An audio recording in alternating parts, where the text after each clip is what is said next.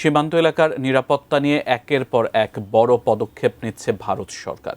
বাংলাদেশ, নেপাল ও ভুটানের সীমান্ত ঘেঁষা শিলিগুড়ি করিডোর কৌশলগতভাবে ভারতের জাতীয় নিরাপত্তার জন্য খুবই স্পর্শকাতর ও গুরুত্বপূর্ণ জায়গা।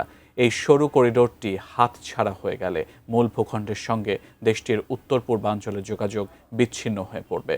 তাই এই চিকেন্স নেক নিরাপত্তায় এবার নয়া পদক্ষেপ নিয়েছে মোদির সরকার। কি সেই পদক্ষেপ, বিস্তারিত জানাচ্ছেন এসআই রাজ।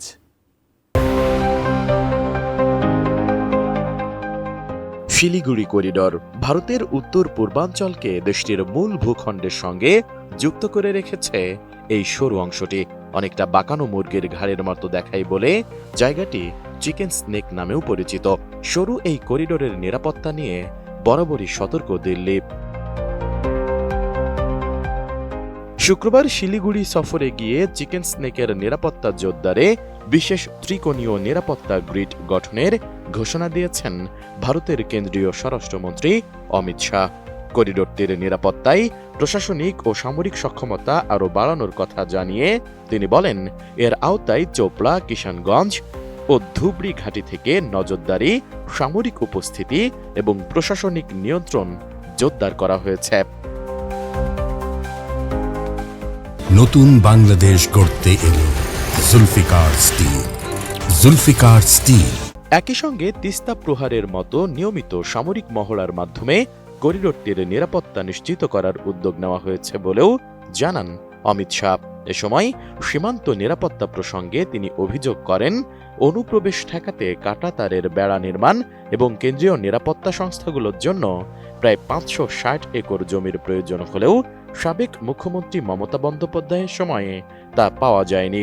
তবে নতুন মুখ্যমন্ত্রী শুভেন্দু অধিকারী দায়িত্ব নেওয়ার মাত্র ৪৫ দিনের মধ্যে বিএসএফ ও এসএসবির জমি সংক্রান্ত জটিলতা নিরসন করে 1129 একর জমি হস্তান্তর করা হয়েছে বলে দাবি করেন তিনি। বাকি 29 একর জমিও দ্রুত অনুমোদনের আশ্বাস দেওয়া হয়েছে বলে জানান ভারতের স্বরাষ্ট্রমন্ত্রী অমিত শাহ।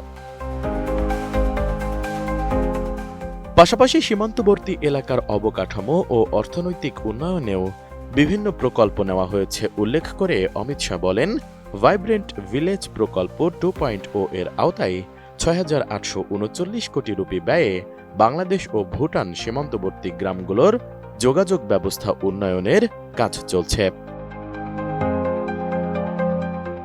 এছাড়া অমৃত ভারত স্টেশন প্রকল্পের আওতায় শিলিগুড়ি ও জলপাইগুড়ি রেল স্টেশন আধুনিকায়নের উদ্যোগ নেওয়া হয়েছে বলেও জানান স্বরাষ্ট্রমন্ত্রী অমিত শাহ।